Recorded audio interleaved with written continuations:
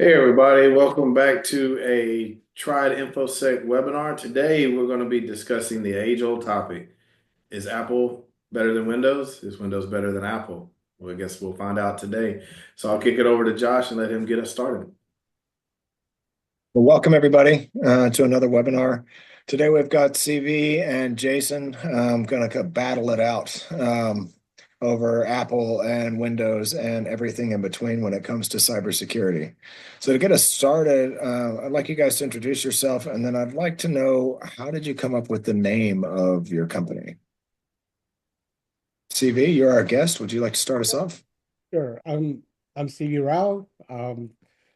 I run a company called Lotus Tech Pros. We've been in business about 30 plus years, and we've always worked with businesses who use Apple or want to switch to Apple. And so we're a managed services provider, do a full service thing. So the way I came up with the name of the company is really Lotus is kind of a, I'm from India, so there's a spiritual connection to the lotus flower in India. And also, when I was doing web search names for domains and stuff, Lotus Tech Pros was available in all four main, domains. So that was one thing. And the other thing was I didn't want to be a tech sounding name because our business is really more about the people experience, the result of what we do and how people benefit from that. So, creating a calm environment for doing your work and without worries and without problems is really what we strive to do. So the name Lotus and Peace and all that kind of, ties into that. So that's that, and the fact that the domains were available were all a good thing. That always helps. Awesome. Yeah. Well, everybody don't know me. My name is Jason Rory, founder CEO of Tried InfoSec. We are a cybersecurity strategic advisory firm focused on cyber compliance and leadership, do everything from vCISO to SecOps to working with all the three-letter agencies to ensure businesses stay compliant. Where did the name Triad come from? Really from the cybersecurity world. So, if you look at uh, this what they call in the cybersecurity world the sacred CIA triad, which is confidentiality, integrity, and availability. And I thought triad sounded cool, so we went with that. Awesome. Awesome. So to get us started, I know that we had gone in when we first partnered and kind of tested CV and Lotus Tech Pros network. Can you guys tell us a little bit about what we discovered based on the resiliency and the findings when we did that scan on an Apple only network?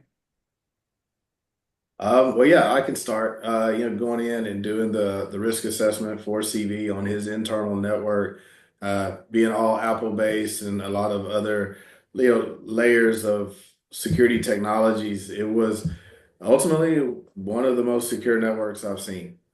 So props to CV and his team. With having an all Apple network, having true advanced security at the perimeter with the firewalls that he uses, having zero trust architecture deployed out through the organization. And then ultimately, one thing I was super impressed with is him saying that, if you look at our network architecture and how we've laid everything out, we repeat that with our clients. So if you see us, you see them. So ultimately, thinking about how secure CV is able to make his clients and protect their data was really impressive to me. Thank you, Jason. So I'd like to give you a little background about that because we've always integrated security into everything we do. Security is not something we tack on or do a patchwork about. And so it's fundamental to everything we do. But the very cool thing about what you guys did is validate what we have kind of felt, all these years. Like, okay, we have these best practices. We deliver these results because we've never had an incident among any of our clients over these years. So that's kind of it's evidence, but at the same time, it's not proven evidence. And for you guys to come in with your expertise and without any special anything from us, you basically went into our network as it was operating with no special, anything that we did your audit, and did a very thorough audit, and then came back and told us the results. I can't tell you how, thrilled our team was to find, Yeah. to have Well, have yeah, I this mean, we third-party tried. investor. Yeah, I wanted to find something. I really did. I mean, we tested everything, outside in, inside out, looking for holes and vulnerabilities, and ultimately, yeah, we didn't find really anything. Right. So We yeah, I actually mean, had a yeah, we actually had a black box sitting on our network for what, a week or so, you mhm. know, yeah, checking things out.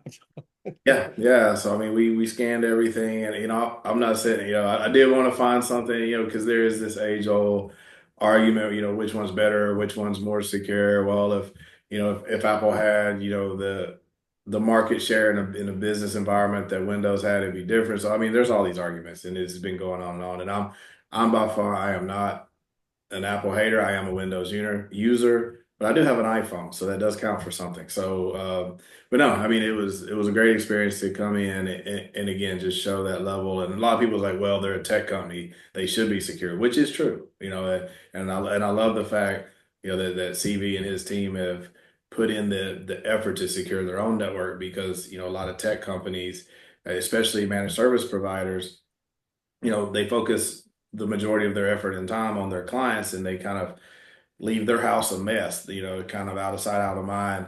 But CV's not one of those. He's gone and protects himself, therefore extending kind of that arm of security out to the clients. Because as we all know, MSPs use a lot of different tools that extend the connectivity into their customers' network. So having those secure themselves makes the client's environments more secure. And then again, as I mentioned, just knowing that CV's clients, if they're a mirror image of CV's network, then the likelihood of something happening or the impact of an incident, if it does happen, is going to be relatively low. Yeah, and actually coincidentally, we had a audit done on a client's network around the same time, and without any knowledge, without any knowledge by us. It was an insurance company that they were doing a cybersecurity audit on a law firm, and they did it, and came back with basically the same results you did. And we do have very standardized tools and very standardized practices. So we set up all of our clients exactly the same way. And so, that kind of shows these two separate audits, having similar results as well. No, that's awesome. Let's talk a little bit about kind of getting into some of the details. So, for the people who are attending today and listening, or the people who maybe watch this at a later time, tell them, CV, about just kind of your thoughts on why people are making the switch. I mean, you're in business for a reason. So there are people and organizations switching from Windows to Apple. What are some of the driving factors that businesses are conveying to you on when they make this decision? What ultimately was that reason that they decided to make the switch? So those reasons have changed and evolved over time. A few years ago, it was people liked Apple or they wanted the prestige of having Apple, those were the reasons, like, okay, I want Apple in my business. And or they would experience an Apple device, a Mac, in a personal setting and find out that it actually works quite well. Yes, it is more expensive, but they say, I want the benefit of what I'm experiencing personally for the entire business. That would be the main driving force. And, we had a very limited market opportunity, with that business because, not everybody is willing to pay the money to go to the Apple route. Well, more lately, there's two things that have happened. The incidence of cybercrime and those have just gone up so much that businesses are looking for alternatives. They've been hit, their friends have been hit, and they're like, okay, this just can't sustain. I got other things to do with my business. I can't take these risks. I'm building something for the future, and if all it takes is a cybersecurity incident to shut me down for a few days or a few weeks, and then that causes my business to go into a shock and a Mhm. failure perhaps, that's not a risk I'm willing to take. So even with insurance and all that stuff, it's still a business interruption. It's still PR damage. So those are the things that management looks for and says, what is a better way. and sometimes they're willing to pay extra for that, and but the cost side, I'm going back to what we do a little bit differently, is that, we have found, actually Apple's to not cost any more than PCs because of a rental model that we do, is where we actually bundle the computers along with our services. So the clients are not having to put a bunch of money up front to buy the product. And if you really look at the depreciation of the product, if you look at maybe a $600 laptop from Dell or HP or somebody, and what it's worth 3 years down the road, and compared to maybe a $1,200 laptop from Apple and what it's worth, you know, 3 years down the road, Right. you will find that you actually spent about the same amount of money over those 3 years for either one of those computers. So, but we make that easy because we're renting them, we're taking them back, we're disposing of them and all of that, so that the business gets a benefit without really having additional Right. expense. Yeah, So, yeah. there's a Mhm. financial benefit to that too, right? So if they're getting it through you, yeah, they don't have the CapEx up front. They can actually kind of roll that into an operating expense, right? 100%. Yeah, we actually have some large corporations where the Macs are in the creative department, for example, and they have trouble getting capex approved for Macs. The IT department, purchasing department says, "Oh, we'll give you PCs all you want, but we don't have any deals negotiated with Apple to get you Apple." And so then the manager of the department says, "Well, let me just put this into the budget as a service." Right. And then there's no capital expense involved, and we just provide all the hardware along with our services, and and also the benefit of that is every 3 years, you automatically replace it. So again, with no additional capex. So it's a pretty cool way of doing things, and our clients love it. So but yeah, to go back to your question about why people choose, the cost has been an issue. So we found a way to, overcome that. The other things that come into question is the transition and also the applications. People wonder, okay, if I switch to Apple, do I have to learn a whole bunch of new stuff? They're right. And the thing is, you're still using Microsoft 365, you're still using Word, Excel, Teams, Outlook, all the software you're familiar with. What we're doing is really removing the risk of Windows and replacing with Apple and Mac OS and things like that. Yeah, Yeah, yeah, yeah, I mean that's a great point because back, especially in the early days of my MSP and going out and supporting organizations, we pick up a new client and we go and maybe their marketing team, like you said, or creative team, we're using Max, or it's like, oh no, it's a little bit of a struggle for us. But I think that's been kind of a roadblocker. I'm glad you brought it up because I was going to actually kind of lead into that question. For some of those maybe in a business environment who in their mind they would like to switch to Mac. They see the benefits, but maybe they're hesitant because, well, am I going to be able to use my normal applications? Is it going to function the same? Are the printers capable? Am I going to be able to access the file servers? As I know historically, there were a little bit of road bumps along the way, especially if you're in a absolutely. predominantly Windows environment, to get a Mac online to operate in a Windows kind of, especially in like a domain environment. So yeah, speak to that a little bit, around what does it look like today? Because it has been a while for me, as far as kind of comparing the functionality, because I know, like I said, back years ago, it was a little bit of an issue with features and capabilities. So what does that look like now?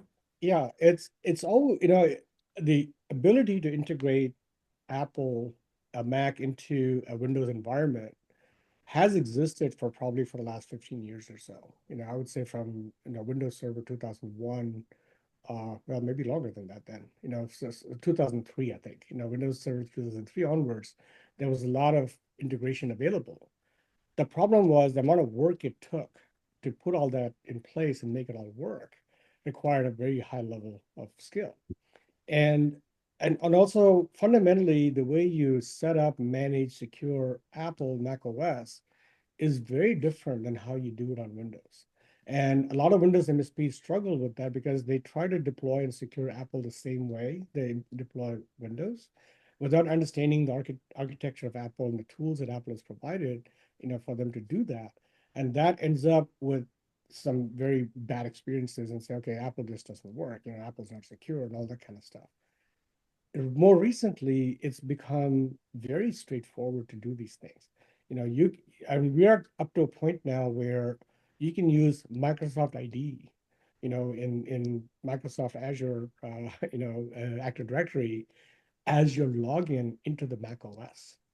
So that is how far we've come now. That's nice. So, you are using network, identity servers and user identity managers to actually authenticate into the device itself, and That's then you have single sign-on from there to go into all the other services that you go into.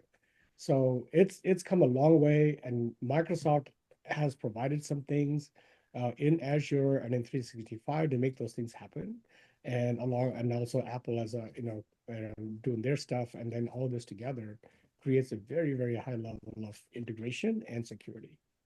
awesome. What do you see and that's great from a technical perspective. I think that would make it easier on a lot of today's tech professionals out there trying to integrate the two and make them, kind of coexist on the same network. But talk a little bit about the end user themselves. So if I'm a business owner, or on a team in different departments that's maybe outside of the creative, because we know for years and years designers, web designer, they all use Mac. That's a given. We know that. Yeah. But more of those people that are on the productivity side or ownership side, how is Apple now versus where it used to be, where a lot of these line of business applications may not necessarily had an Apple package that could be installed. Is that still a challenge, or has it gotten better?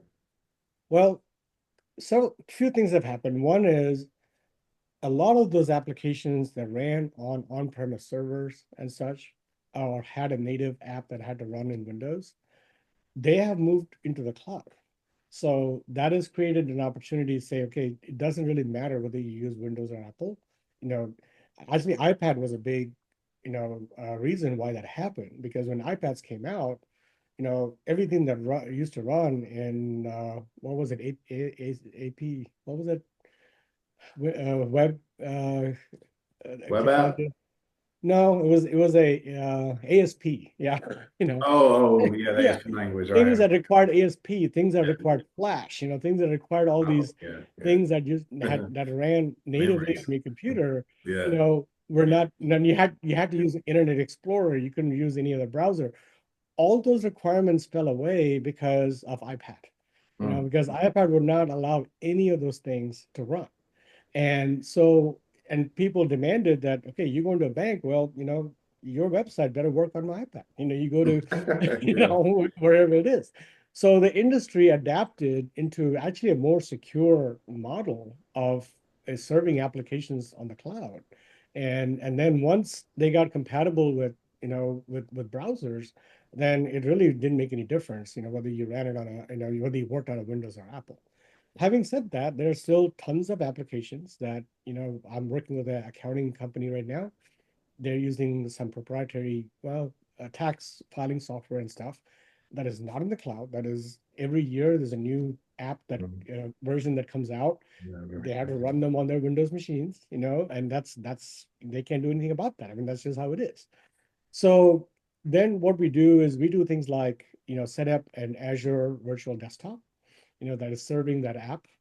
And so from a Mac, you can use what used to be called Windows Remote, I'm sorry, Microsoft Remote Desktop. Now it's called Windows App.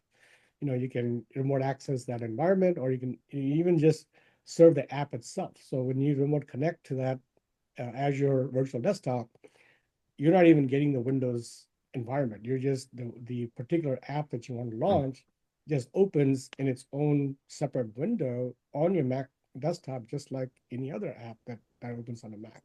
So it's a pretty seamless way to do that. So that's one way to do it. There's also some other emulators and stuff that we can use to run those apps locally on the Apple computer. So uh, the need to do that continues to diminish. That makes it possible for most businesses to, switch to Apple without any issues at all. But there will be instances where we have to do some special things like this to make that happen. Yeah, no, that's a great point. Yeah, I mean, the iPad was absolutely a game changer. And I think it did, like you said, help push a lot of the apps to become web-based and more, browser friendly, if you will, running Safari, Firefox, Chrome, Edge, all Mhm. the things. Yeah, and then from there, now we see more of an infrastructure lift that's been happening over the last several years to the cloud. And I think that it probably a matter of time before, really all your workloads are in the cloud and, your endpoint becomes just almost like the an old school terminal, where Yeah, you just and yeah, we've thin been client. yeah, all of our clients, we've been migrating them, their file servers and any applications to the cloud for the last, 10 years or so. Yeah. And so to the point where we don't have any servers that we really manage anymore. Yeah. I think I haven't ran across any clients in our dealings with, as Triad has grown and, building cybersecurity compliance programs and seeing on-prem servers is almost non-existent, Yeah, makes me I mean think those large server racks, we tend to yeah. get rid of those, and we put Yeah. a small wall mount thing that just has the network stuff, Yeah.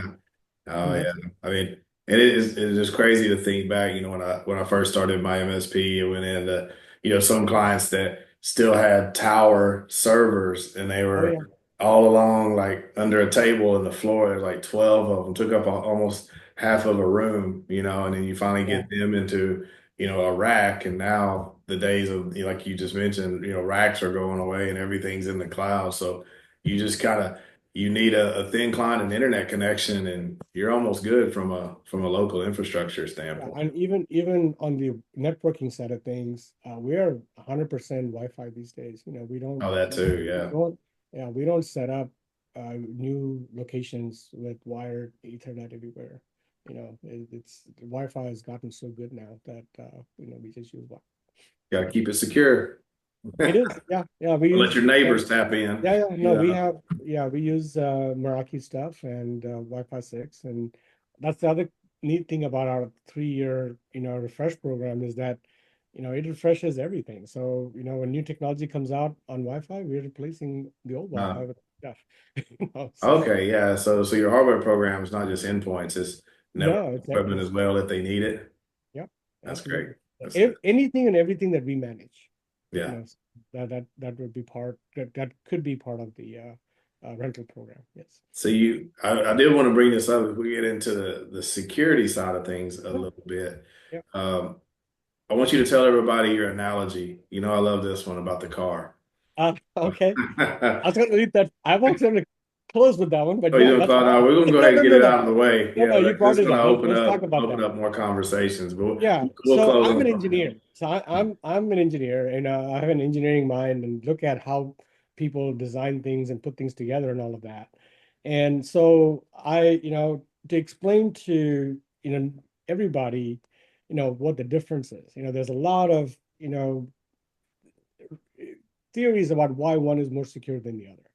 I've been in this for years and years and years. I'm not just Apple. I take apart Windows and I optimize Windows. I try to secure it. So I work in Windows enough to know what's going on over there. So my analogy is this. Let's say there's a car manufacturer called M, and there's another one called A. Okay. Mm. And M, says, we're building this car. Actually, we have a number of manufacturers who build this car, and we offer for a very low price. Starting price is very, very low, and you can get whatever you want. But we don't include things like airbags and anti-lock brakes and advanced safety features in the car because we have this whole marketplace out there that you can go buy this stuff from. And you can choose whatever you want. But keep in mind, we don't certify anything, we don't test anything. So you can choose what you want, add it to your car to make it safe. And then, well, I guess when you have a wreck, you'll find out if those things actually worked. Okay, so that's the M manufacturer. The A car manufacturer says, we're taking responsibility for your safety. We are putting everything together. We're designing it all together. We are integrating everything together. We test everything together. And if there's any problem at all, we're addressing them very effectively. And and so the result is that one is inherently better engineered and is designed to be safe to begin with. The bad guys, they look for gaps in security. That's what they get into. So, when you're patching security on top of Windows, you're securing this, you're securing that, you're securing this part, you're doing this, you're monitoring this. Well, somewhere in there, there's a gap that's left behind. Whether it's, a particular Dell laptop that doesn't have a certain firmware that you're running certain version of Windows, and that combination, it creates a vulnerability that gets hacked into. Or, something like that, or some update for a driver or something that is not managed by Microsoft, that is being done by somebody else. You know, those areas is what creates the risk, and those gaps are what creates that cybersecurity risk. Whereas in Apple, right from the start, they're integrated, right? They build it all. They do the whole thing. They build the hardware, they build the software. They have their own app store. They vet the apps. So the entire ecosystem is managed by one entity that has a very good collaboration between all these different, engineering teams. And so they make sure that whatever gap is there, is not now nobody is saying that it's 100% secure. But what I'm saying is that, you know, when there's a security found, there's a lot of collaboration. It's all one team basically that fixes that and makes sure that it's taken care of before it gets exploited, before it causes damage to the business. So that's the difference. I mean, yeah, I can have technical arguments with people about, well, it's still, there's still vulnerabilities. Yes, absolutely, there are vulnerabilities. People don't care so much about there's a vulnerability. People care about how exploited that vulnerability is and what damage does it actually cause to your business. So if you look at that, because Apple is proactive and taking care of that, you reduce that risk to the point where it's, is almost zero. So that's the difference. Yeah. Great. Well, that actually brought up two questions we'll talk about. Question number one is to your point about if you look at car M and car A. Well, let's throw it out there. So if you've got a Windows workstation, and Mhm. yes, out of the box operating system, from a threat mitigation, vulnerability management standpoint, there's not a lot, if hardly anything, built into the OS. We're all aware of that. The Defender is okay, but that's why it's so common and needed, especially in the MSP space where you have your add-ons. You need to add on SIM and vulnerability and MDR and a lot of these threat mitigation strategies. So are you saying that with Apple, and help educate me, with the Apple OS, the way that it comes, at the OS layer, would third-party tools not be needed at all, or can they still enhance the security? Like, so if I roll out, Mac OS and I leave it at that, no third-party MDR, no third-party threat hunter, none of these things. Sorry about the dog in the background. Um, are you saying those are not needed? They're optional? Because like in a Windows environment, in my mind, my own professional opinion is they're absolutely necessary, Yeah. to help mitigate threat. So I'd like to, just kind of know if that's the case with Apple as well. Well, the extent to which they're needed is vastly different. I wouldn't say they're not needed. They are needed. Okay. And I'll illustrate this with a conversation I had with with an antivirus malware vendor at a trade show. Because they were talking now, it was a Windows MSP related work conference. And they presented about their product and all this stuff that they had. And they said, well, we support both Windows and Apple. I said, okay, let me find out more about what they're doing on the Apple side. So I went and talked to them and said, okay, so is your product parity equal between Windows and Apple. What are you doing on Apple to secure it above and beyond what Mac OS does? And the guy frankly just told me, he said, look, we don't do a whole lot on the Mac side because, Apple's security is mostly there. It's just that we do this because, businesses, corporations, they have policies that every device need to be secured. And so we offer this so that they can be compliant and say, we do both. Okay. Now that was kind of an interesting example, but in reality, here's what happens. On a consumer level, okay, out of the box, Apple is is very secure for a consumer level. Okay, I mean, if you one danger that exists, that has always existed, even the FBI just put out a advice on this, is that by default, both Windows and Apple, the first account you create, login account, is an admin, and you're running your computer as an admin, especially if you're a consumer. Okay, and what that does, it opens up a whole lot of vulnerabilities um, for things that can be run and can be installed when the user is logged in as an admin. Okay, that exists on both Apple and Windows side. If you we create a separate account that's a standard account, that's not an admin account, and that's your day-to-day account that you use, then you're adding a whole lot of security to it. Now, what Apple does, even when you run the computer as an admin, there's a installing anything, downloading anything that's running on the computer, that downloads and starts to execute on its own. There's all these alerts that come up. In fact, I've had Windows IT people say, why does Apple alert so much? Why does it ask for admin password so much? It's that it's those controls that are built into it that create that protection, for the user.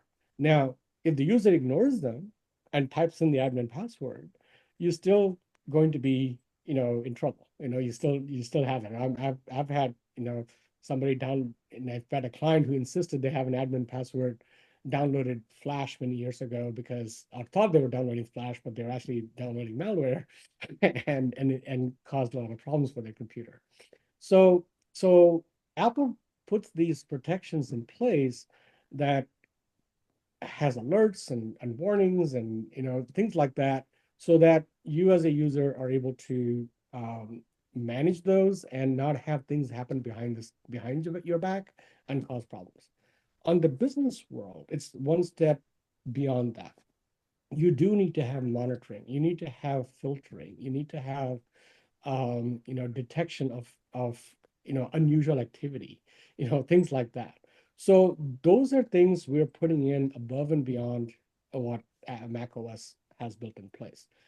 And then Apple has this whole thing called device management, or MDM, mobile device management. So it is very essential that the computers in business are deployed and managed and secured through the MDM architecture. If you're not doing that, if you're just setting up these machines as you would for a consumer, then you're not getting so many benefits that Apple already has built in this for a business level security world. And then MDMs these days are including security, just like malware protection, and compliance monitoring into their platforms. So you're not having to add a third-party solution for these additional things. You have an MDM that you really use for deployment management of the devices. But in addition to doing those things, it's leveraging Apple's security, built-in security features, and saying, okay, and also doing an audit and giving you a compliance report and saying, okay, these are all the things out of compliance. Turn these things on, do these things, do this stuff, and then we'll audit again and give you a report of how compliant your devices are. So because Apple has those features built into the OS, the MDMs are able to, leverage them and, make these things available very easily. And then people like us who've been in the Apple world and who have the certifications and training and all that stuff, we're able to use these tools and deliver that extreme level of security that what you talked about, what you found, in the audit that you did. So it's that is a result of all these little pieces I just talked about. And that brings up a thought, I mean, you can expand upon. So, in addition to the security, kind of what I'm hearing was going through my mind is you talk about all the, um, you know, the Apple components, they're all, Apple, they're all integrated. Yeah. Everything came from Apple, so there's not a lot of third-party integrations into the OS. There may be some, but probably maybe not the extent of the third-party integrations you would typically see on a Windows box. Mhm. Um, Talk a little bit about your experience from a reliability standpoint, because you think, the more third parties you layer on, the more chances of conflicts and therefore, causing issues. And we're not going to talk about CrowdStrike, but, it's similar, to that, right? Is Yeah. um, things just kind of get haywire, and a lot of people that support a lot of Windows environments, you listen to the horror stories, and I used to have some of my own, is just putting out fires because of computers running slow or locking up or blue screening or all the things. So with your Well, practice and kind of being that Apple only MSP, as far as like service calls go, issues with the computers, just in a productivity, reliability perspective, speak on that a little bit. it's extremely rare for us to, experience a reliability issue with an Apple product. It does happen. Um, we've had like hardware issues almost, I would say, are zero. The hardware just works.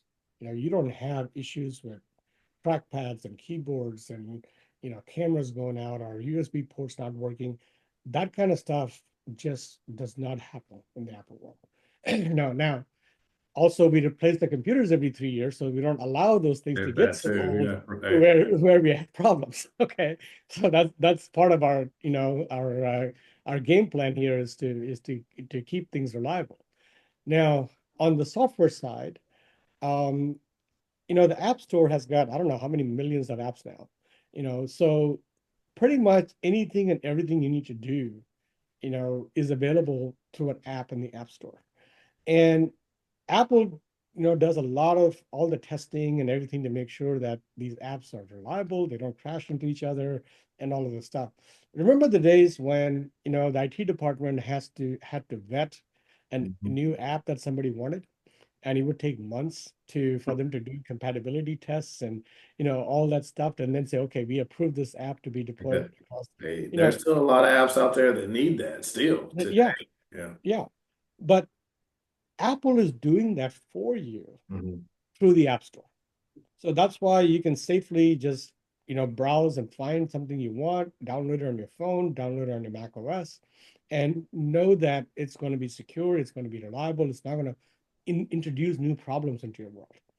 So that's a big part of the reliability in the software side is that. Going back to the integration of hardware and everything. So with OS and drivers, all those things that typically happen in the Windows world, because Apple is handling all of that, again, they make sure that all those bugs are taken care of. And so when it gets to a user level, that's not an issue anymore.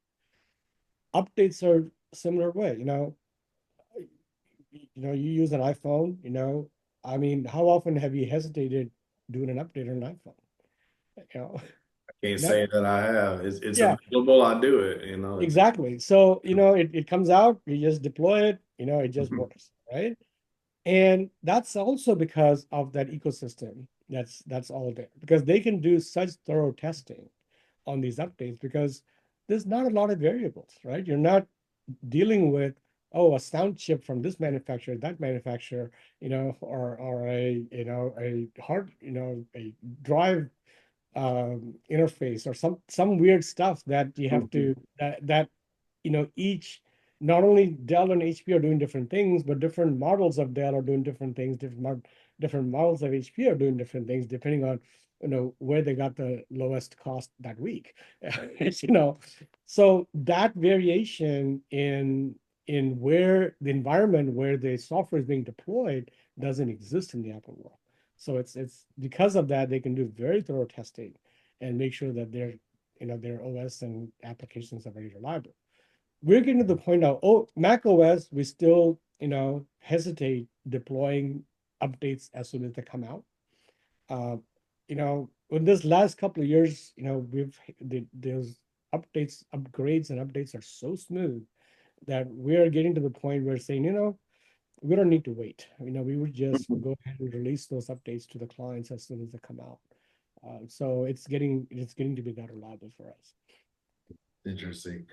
So I have a question. This is the second one. And this will answer, really, in my opinion, is probably the oldest question out there, or what a lot of people perceive as far as why Mac is so much more secure than Windows.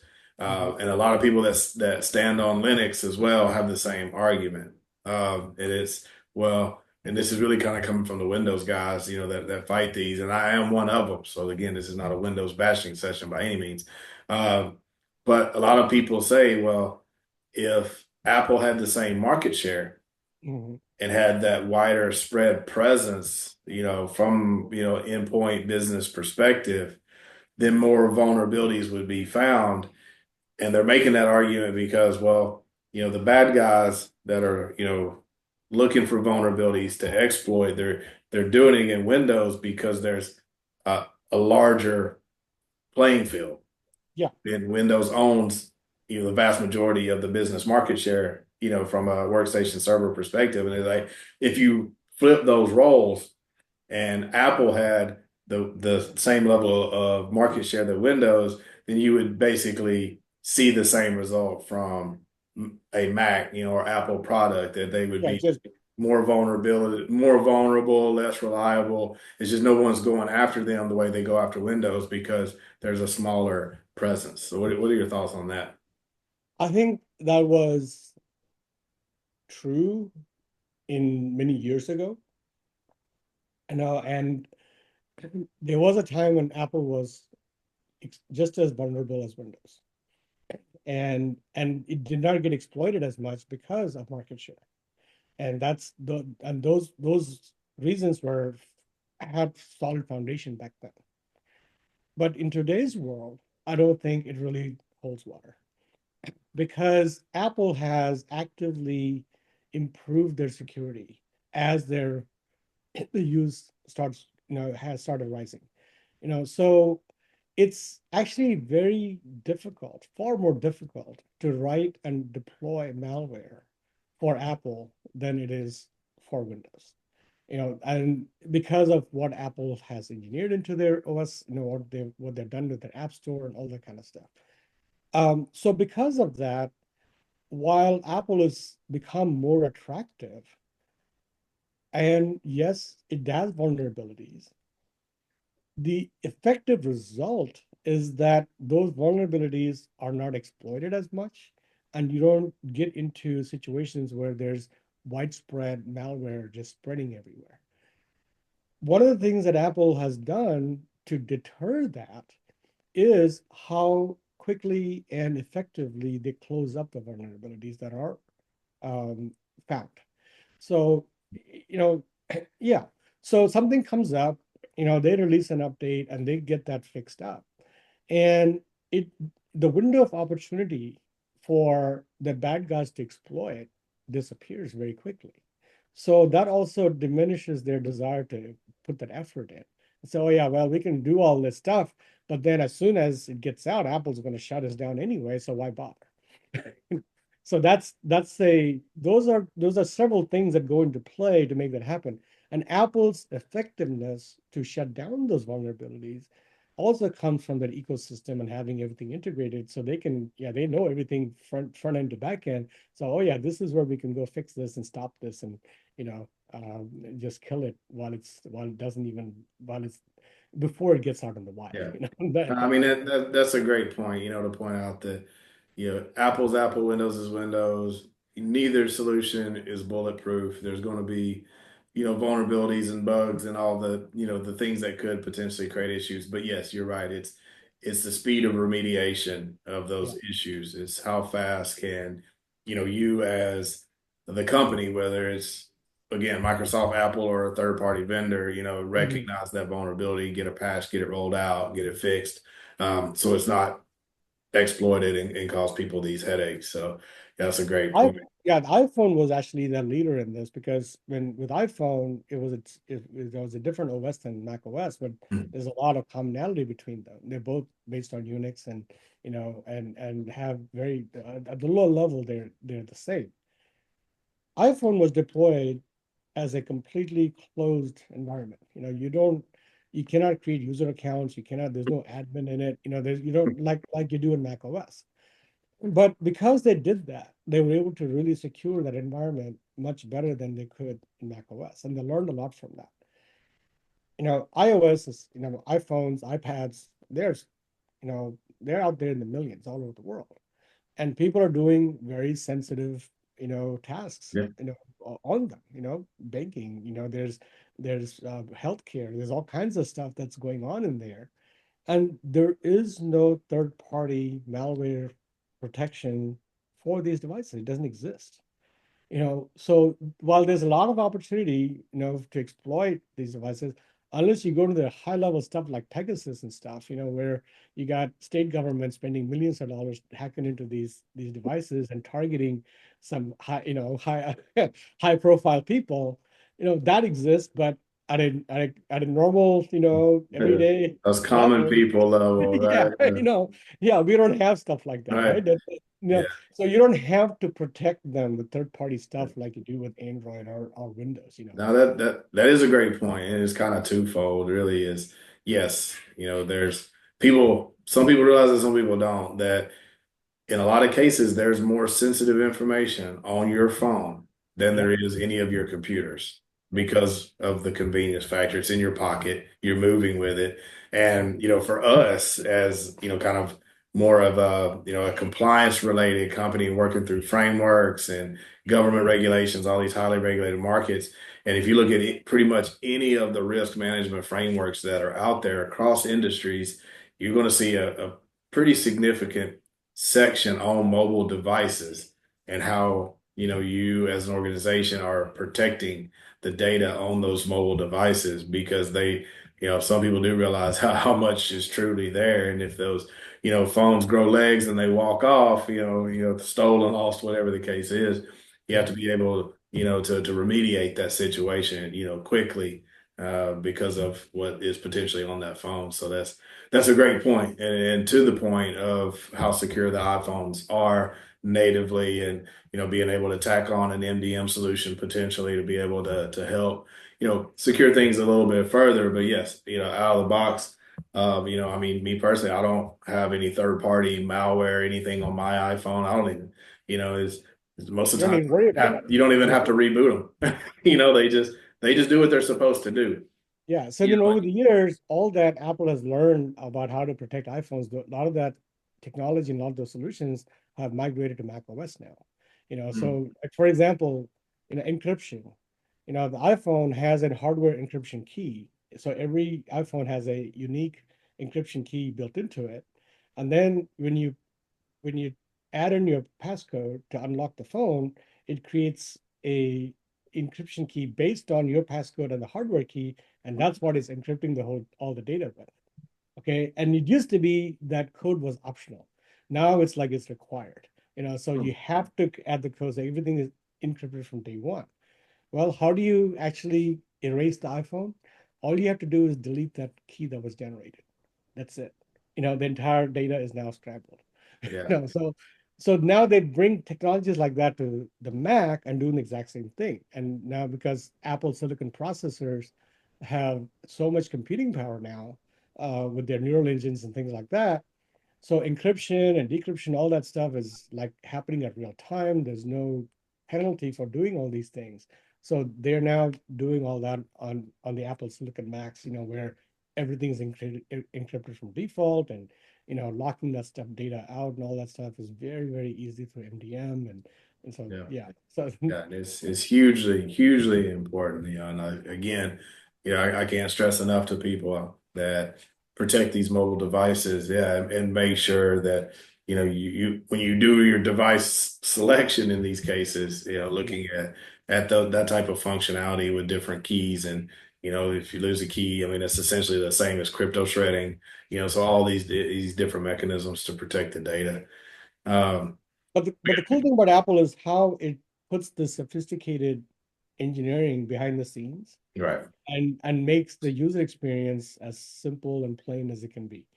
All you're doing on iPhone is just creating a passcode, and then all the stuff is Yeah. happening behind the scenes, and you don't have to worry about it. That's it. He's getting the app store and go wild. Yeah, no, Exactly. totally. Yeah. Yeah. Cool. So we got about 10 minutes left. Josh, we got any thoughts? Did you see anything in the crowd? Anything you want to ask just based on your personal experience being, not a non-techie? Yeah, just kind of curious what change management looks like. I know I'm used to, I don't have an iPhone, I've got a PC. If you came in here and Jason said, "Hey, we're going to go Apple," I might have a meltdown right in front of you. So I'm So just that's curious what that yeah. looks like for So you that's guys. actually the third objection. The first one is cost. The second one is am I using the same apps? And the third one is who's going to get my whole team to learn all this new stuff, right? And so we specialize in that. Our process of taking a business from Windows to Apple is not, okay, here's a bunch of boxes, we just turn them on and get you logged in and have fun. We actually, look at every person in the team, what they do, what applications they use, how they get their work done, and make sure that that entire workflow process is duplicated on their Apple. And then when we deploy it, we are actually doing a one-on-one with them for 2 hours or so to make sure they're comfortable with their new computer. They're able to get their work done without having to ask a bunch of questions, without getting frustrated. So we solve that onboarding problem, that business owners might just cringe at and say, hey, kid, how many complaints am I going to have? How many people are going to quit on me? That kind of stuff. Yeah. But it is a change process. I mean, it is not something that, people can just pick up and use, but we do that orientation with them to get them productive very quickly. The other thing we do is we all the devices, all the computers, iPads, printers, access points, whatever it is, we do all the configuration and testing of all the devices off-site at our location. So we're not disturbing the client and their workflow while we're doing all this stuff. So when everything is ready to deploy is when we schedule with the client and say, okay, we're coming on this date when it's convenient for you, and then we're going out and switching out one person at a time, or well, if we have multiple people on site, each person from our team is handling one person from their team. And so we're doing this very methodical switch over so that it goes as smooth as possible and with as little interruption as possible. That's great. I think we got time for maybe like one more question before we wrap up, Josh. Is there anything out there that you see? Um, we've touched on cost, we've touched on the security, we've touched on kind of the change management.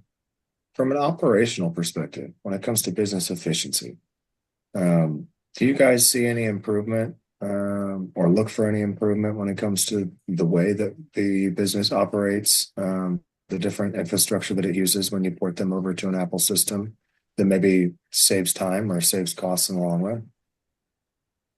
Yeah, a couple of ways. One interesting side effect of the change management and onboarding that we do is we end up showing people how to do their work more efficiently. We see what they do, and they may not understand some things that technology is capable of doing. And we know about those things, and we say, hey, you can do this, you can do that. Let me give you a really bad example of this. Okay. We had a person in the accounting department who does invoices for a transportation company tell us that invoices that go out to the clients are this thick.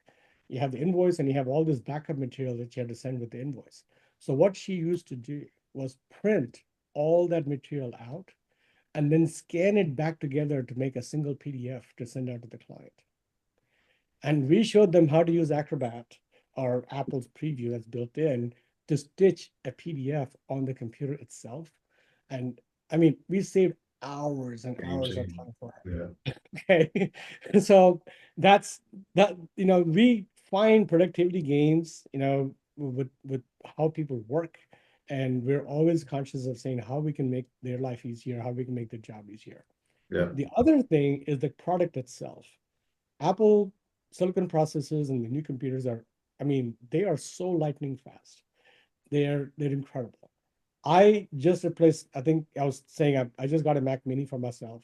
My previous computer was a 2017 iMac Pro. I'm not I'm not somebody that, buys the latest stuff all the time.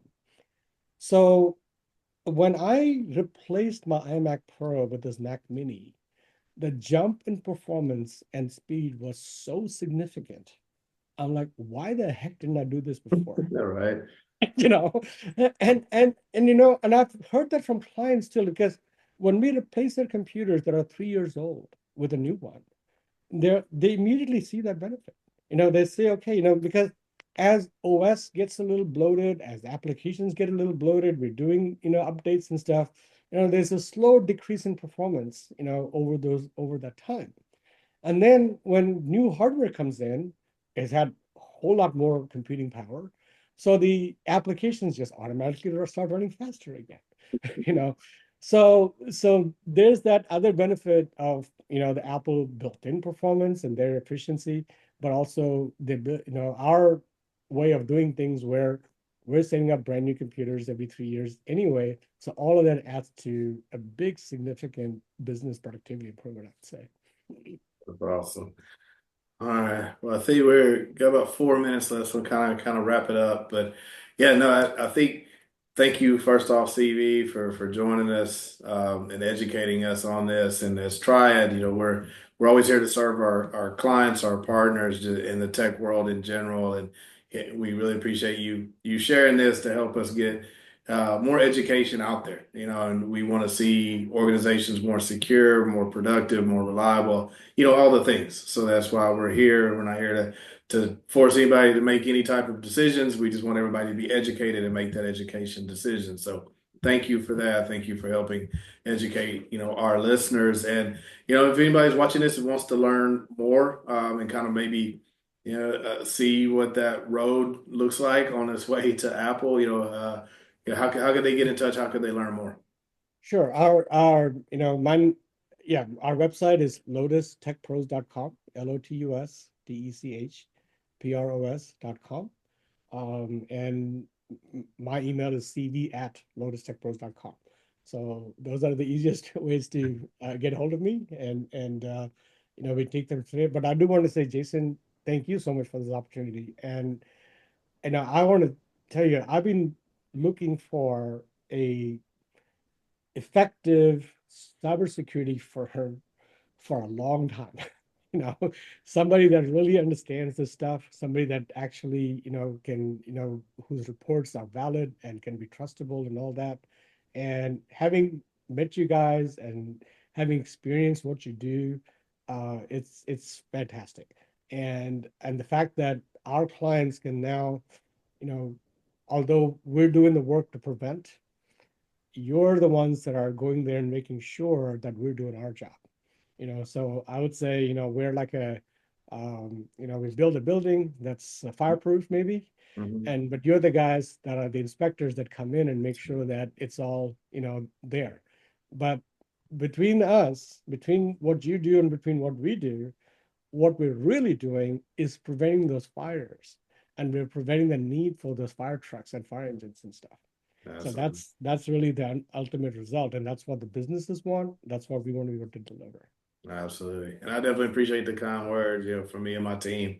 Thank you for that. Thank you everybody for tuning in to another Tried InfoSec webinar. I hope everyone has a happy holidays and we will be back in January. All right. Thanks Thank you. everybody. Okay. Bye. Bye.